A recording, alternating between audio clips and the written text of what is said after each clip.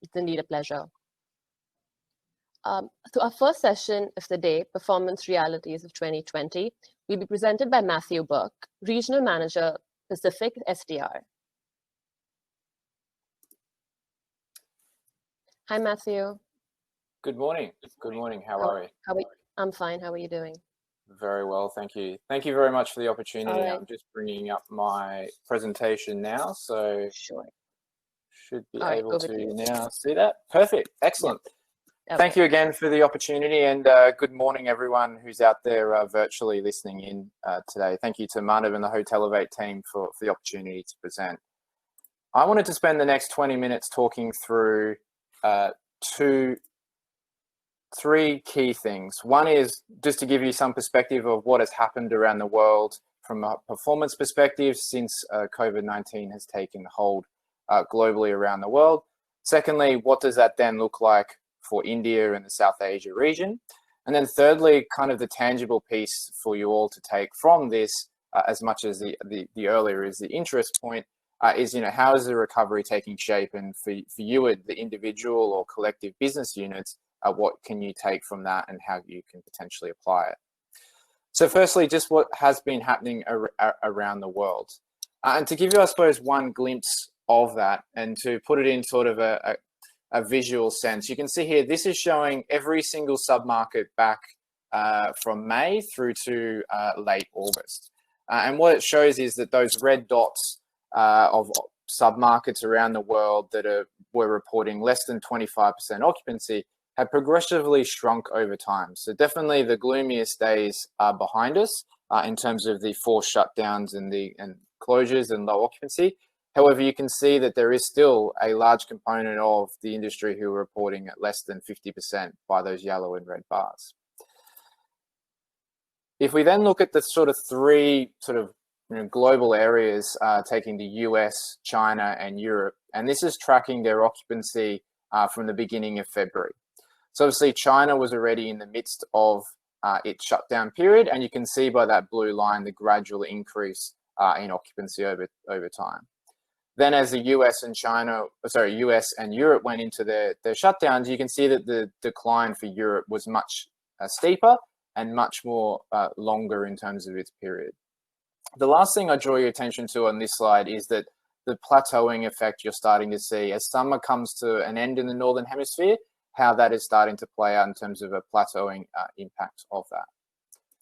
Now we have to sort of spend a little bit more time on China to sort of get that global picture, because they're coming, first to experience and first to sort of start to come out of the period that they were impacted. And you can see the monthly occupancy over the last 3 or 4 months has progressively increased.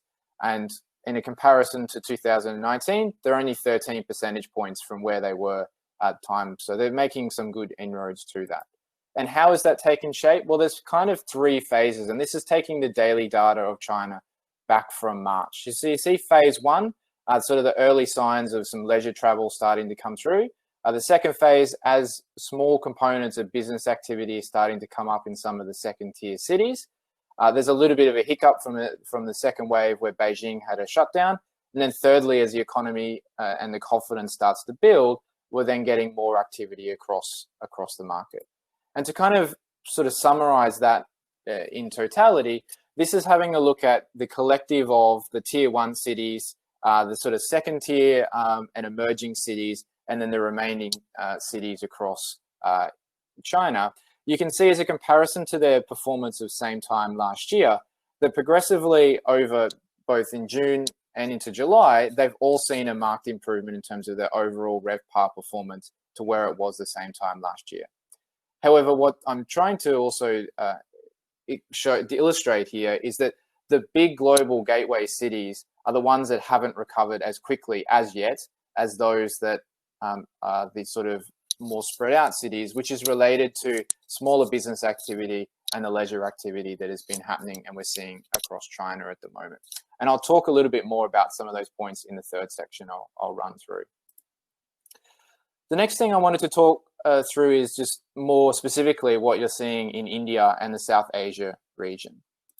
I think the first thing that has to be said is, well, effectively the industry has gone into hibernation for the past 3 or 4 months through forced shutdowns, and simply that the business industry cannot sustain, operating when there isn't any demand to potentially have. Now, India is not the only country who's experienced these exact things. Europe, very similar situation where there was a lot of forced closures, and they're only starting to really unwind those, even coming out of their peak season of summer. And to really reflect just the gravity of the situation that India has experienced, this is looking at July occupancy performance, and there are only 4 markets that exceeded 20% in occupancy for the months. You can see there that Mumbai, New Delhi, Kochi, and Chennai were those cities that achieved that, and all for varying different reasons, largely related to the sort of demand that the COVID-related activities has actually brought than any material normal demand we'd expect to see historically. Equally as concerning, there was 4 cities that didn't even reach 15% occupancy, and Goa didn't even reach double digits for that. If you look a little bit sort of some of those cities in greater details, it reveals that some locations have continued a largely flat occupancy. And Bangalore would be one example, which is trading against that black dotted line there, which is the India average overall through the May to August period, really reflects the kind of flatness and inactivity that you're seeing of performance there. Well, you are starting to see some increases through June as parts of the economy opened up, but again, it was largely related to COVID-19 related demand, whether it was housing, health workers repatriating or holding different citizens from different countries, and various quarantine activities has really been the driver of that demand than any great kind of change in behavior and typical demand we'd expect to see in properties. Looking at Sri Lanka, we've seen, Colombo as an example, very little demand activity through that market and very little commercial activity, which is highly reliant in that market from international tourism, both of leisure and of business activity. Conversely, we've seen in the regional areas that as the Sri Lankan population have been able to see and be able to move around more freely, we have seen a couple of bounces in overall performance. Again, it's all relative when you look at the y-axis, only is peaking at 50% there. Now, those couple of waves that you're seeing there is partially related to different small outbreaks, which is obviously then changing the dynamics, and also more recently the elections that the country went through. And then finally as well, just looking at the Maldives. Now, obviously as an economy that is highly reliant on tourism, they decided in early July that they would begin to reopen. And they saw a gradual increase in overall occupancy. Again, it's relative that, the peak went from 2% to 19%. Then more recently, they've had a little bit of a decline in the overall occupancy level. And as of this week, they made a further announcement that unlike it was sort of a more open border situation, now travelers need to, on arrival, pass a negative test of COVID before they're welcomed into the country. And there are more stringent conditions on quarantine periods for that. So that will be interesting to watch over time as to how that starts to shape out. I think the other thing that must be said for destinations that are highly reliant on international tourism is that you may open your borders to welcome tourists in, but can those same tourists then get back into their own country without having to serve a quarantine period either at home or in a hotel quarantine like in Australia would experience, where that's at your own personal cost. So the cost of a holiday internationally then becomes much more expensive and much more timely on you. So then the third and the component I wanted to spend most of the time on the presentation today was, well, how is this recovery taking shape and what can I tangibly take from it? And I think there's 4 key themes that we've started to see from the recovery in various parts of the world, and everywhere is, as you saw earlier, in different stages of that. The first is that domestic leisure returns. The second, that lower classes of properties are initially leading out that recovery. Thirdly, that additional waves of the virus aren't good news. And fourth, that big cities are trailing their more regional peers with limited corporate and meeting demand. And all of those 4 themes are around the different economic and health considerations that need to be taken Now, obviously, India has suffered, to prepare the health service, massive shutdowns, and that's had a dramatic impact on the economy with almost a 24% drop in GDP for the last quarter. But ultimately, it will come down to confidence and the economy starting to get back on its feet for us to be able to see in various parts of the world how these trends transpire over a greater length of period of time. So to break this down, what I wanted to do was I wanted to look at each of the key themes using some international data and then relate it back more locally for you. So the first is just taking a look here that Thailand, you can see immediately that they're seeing, again, just domestic travel, that it's very much a Saturday night centric market for that, reaching some peaks of 30% on average, whereas traditionally during the week, they're only sitting at 15%.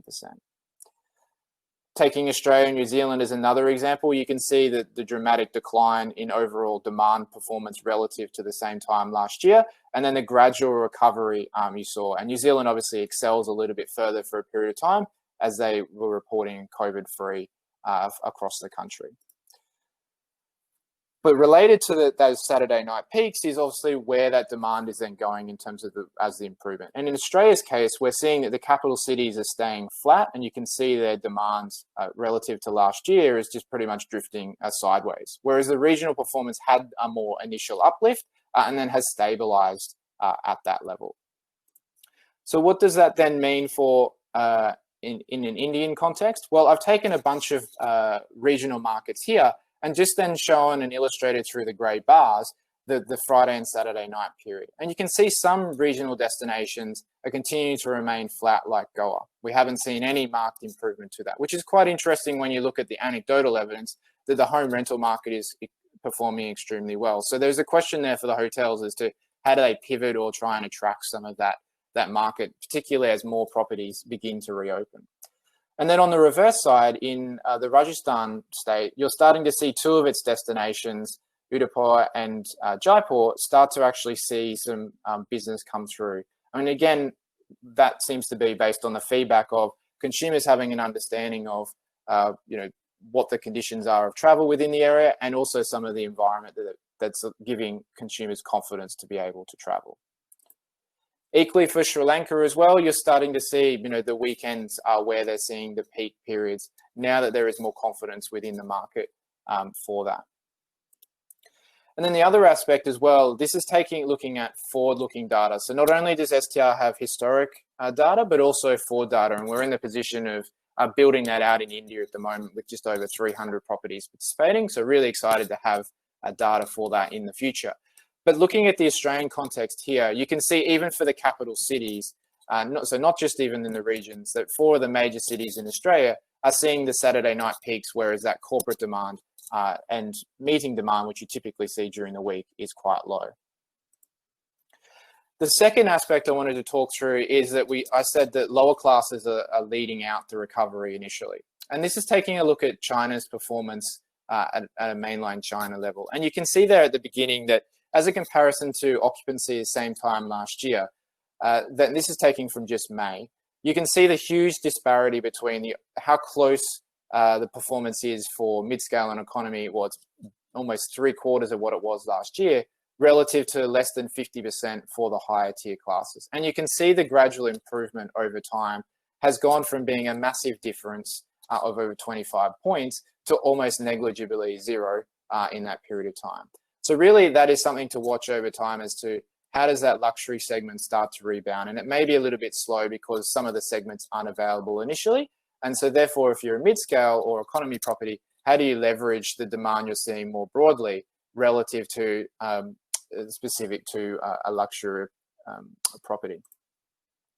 And this really kind of then draws in the Indian data scenario where we've seen pretty much a very similar pattern. And largely that's because we haven't really seen any great recovery ability to be able to take hold because you're still very much in the midst of limited travel and strong restrictions around the country. But one would want to watch this over time to see whether that mid-scale and economy does start to grow faster as different travel starts to come back, and that you're obviously not going to have too much international travel where the luxury segment is going to be more impacted by that for a longer period of time. And then also as well, the final point on this is just in terms of average rate and the exposure to that. it makes common sense to see that the mid-scale and economy on the far right of this graph, you haven't seen too much of a deterioration in terms of their overall rate compared to where they were at the same time last year. And therefore, over time, their growth improving isn't as large as what you're seeing on the left of that, which is the luxury and upper upscale seeing obviously the greatest impact to the overall average rate, because a lot of the demand just wasn't there, or they were containing guests that were at sort of more fixed lower rates related to quarantining. So you're going to start to see a much more steeper percentage growth month on month for that. The third aspect I wanted to talk through is obviously that additional waves of the virus aren't good, just purely from the basis of, from a health and safety, but ultimately people staying and traveling is down to their confidence and their overall willingness to be able to put themselves out there and feel confident that they're going to be okay. And just using a couple of examples here, you can see that when China experienced a second wave within Beijing, obviously that put on a lot of restrictions and kind of changed some of the behavior that you saw. And obviously then you see the occupancy overall for the country take that small dip before they got control of it and were able to then accelerate out of it. Another example is looking at New Zealand, and they actually had very strict shutdown periods and stay-at-home orders for a long period of time. As they began to open and they had no virus in the community, they were fortunate enough to be able to grow. And you can see Queenstown as a very strong leisure destination started to see those huge swings and positive swings of their weekend business. However, when there was a re-emergence of the virus in early August, you can see the dramatic impact it had to overall performance, pretty much just killing any growth that you were starting to see through that period. Whereas the main center that was housing a lot of quarantine business didn't see the same sort of trajectory to that. The other example I wanted to give was in Japan, where they've had kind of on and off different, I suppose, growth in the virus's expansion across the community. But at the same time, in the most recent increase in cases, they've also just released their government travel campaign where they're effectively offering rebates for consumers to be able to travel. So there's an interesting juxtaposition there between obviously wanting people to travel and that coming through performance that we're starting to see. And then the fourth point as well is that the big cities trail initially in the recovery. So you saw that earlier with the example I gave for China, but also here in Australia, you're seeing that Sydney is the dark blue bar here, is trailing in terms of the forward-looking occupancy over the next 12-month period to the area that surrounds Sydney, which is seeing stronger demand, particularly through the school holiday period and that weekend business that I referred to earlier. So clearly it demonstrates that the big cities are struggling because they don't have that traditional demand that is returning immediately to the business. So when you're thinking through your business, that is obviously going to have implications for that. And my last couple of slides talk through that a little bit further. So one aspect that fills hotels is obviously group business. And with social distancing and physical distancing, that is going to be harder to be able to do. Example of this event being a virtual event and hybrid events that will start to take shape where some people are online and some people are in person. But what's really important for operators to understand is what's your percentage of different types of business? And here I've captured for India overall, firstly, the segmentation of business from contracts, so air crews, to group business, which is largely then your corporate meetings and weddings, and then transient business, your typical individual business traveler and leisure traveler. You can see highlighted by the red bars the importance of group travel in November, December, and then through the first 3 months of the year. Now, obviously, that business is going to be limited for some time as India begins its recovery post-coronavirus and dealing with the current challenges that you have. However, not only is the loss of the occupancy going to be noticed, but obviously when you have strong occupancy through group business, you naturally have higher occupancies overall and operators have more confidence and you're able to yield differently. So you are expecting to see that will have an impact, not on the average rates reported will be lower, but it may not necessarily because prices have been discounted, but simply because there isn't that yielding capability to that. So you need to look into the detail to really see that. And again, if I just take the three largest cities across India, it shows a similar kind of view. Compared to the overall average for the country, group isn't as important, but again, the same can be said of those key 5 months that we're coming into that window for. And then finally, obviously for India, corporate travel is so important. And taking a basket of some of the major business cities around the country, you can see the weekday versus weekends occupancy for 2019. And you can see that in all the cases, weekday is reporting much stronger occupancy than weekend. And earlier I mentioned that leisure travel is what returns first and has that ability. So what we're going to expect to see is that the weekends will come back. But weekend has never been the strong case in normal times for these different destinations. Will that change? That will be interesting to see. We're under a different new normal for the time being. However, you can see the difference between the weekday and weekend occupancy is double digits for every city except for New Delhi in that group. And for Bangalore, it's actually into plus 20% different to that. So depending on how quickly the economy gets back on its feet, how quickly travelers feel confident and businesses feel confident putting people out onto the road, and those general economic conditions will largely dictate the longer term recovery path that India is expected to see. So in summary, the world has moved past its darkest hours, but the road to recovery is likely going to be long. So I trust that sharing some of these insights has helped your perspective in how you manage for your property or your collective group of properties. Importantly, it's trends to watch for in this recovery, how leisure travel is responding, the variance seen by class of property and how you react to that or take advantage of opportunities depending on what type of property you are, the impact of those additional waves and how you're able to potentially prepare and protect yourself around that. And then finally as well, what are the implications for you and how you manage the varied demand in the short and medium term? So thank you very much for the opportunity to present to you this morning. And should you have any further questions, the details there you can see on the screen. And for those of you who may not be participating with SCR, please feel free to reach out to us on those details and take the conversation forward. Thank you again for the opportunity and enjoy the rest of the conference today. Thank you, Matthew. That was really wonderful to get an overview of what's happening in Asia. I don't think our operations people really get that kind of a perspective. So for you to kind of show what's happening in China or in New Zealand and some of the other countries is really fantastic. I hope you have a great day and we'll catch up again. For the opportunity. Pleasure. Thank you. Thank you so much.